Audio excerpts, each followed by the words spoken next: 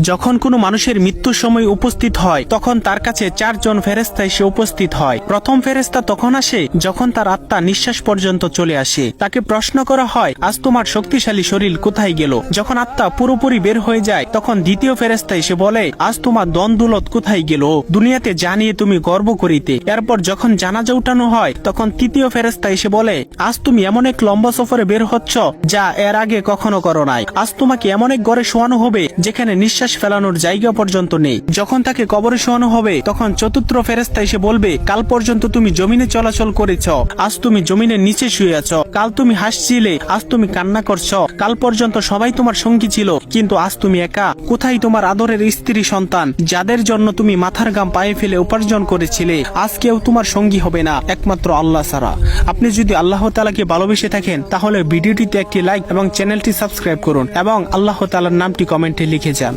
যখন কোনো মানুষের মৃত্যুর সময় উপস্থিত হয় তখন তার কাছে চারজন ফেরেশতা এসে উপস্থিত হয়। প্রথম ফেরেশতা তখন আসে যখন তার আত্মা নিঃশ্বাস পর্যন্ত চলে আসে। তাকে প্রশ্ন করা হয়, আজ তোমার শক্তিশালী শরীর কোথায় গেল? যখন আত্মা পুরোপুরি বের হয়ে যায় তখন দ্বিতীয় ফেরেশতা এসে বলে, আজ তোমার দন-দৌলত কোথায় গেল? দুনিয়াতে জানিয়ে তুমি গর্ব করিতে। এরপর যখন জানাজা উঠানো হয় তখন তৃতীয় ফেরেশতা এসে বলে, আজ তুমি এমন এক লম্বা সফরে বের হচ্ছ যা এর আগে কখনো করো নাই। আজ তোমাকে এমন এক ঘরে শোয়ানো হবে যেখানে নিঃশ্বাস ফেলানোর জায়গা পর্যন্ত নেই। যখন তাকে কবরে শোয়ানো হবে তখন চতুর্থ ফেরেশতা এসে বলবে, কাল পর্যন্ত তুমি জমিনে চলাচল করেছ, আজ তুমি জমিনের নিচে শুয়ে আছো। কাল তুমি হাসছিলে, আজ তুমি কান্না করছো। কাল পর্যন্ত সবাই তোমার সঙ্গী ছিল, কিন্তু আজ তুমি একা। কোথায় তোমার আদরের স্ত্রী সন্তান যাদের জন্য তুমি মাথার ঘাম পায়ে ফেলে উপার্জন করেছিলে? আজ কেউ তোমার সঙ্গী হবে না একমাত্র আল্লাহ ছাড়া। আপনি যদি আল্লাহ তাআলাকে ভালোবেসে থাকেন তাহলে ভিডিওটিতে একটি লাইক এবং চ্যানেলটি সাবস্ক্রাইব করুন এবং আল্লাহ তাআলার নামটি কমেন্টে লিখে যান।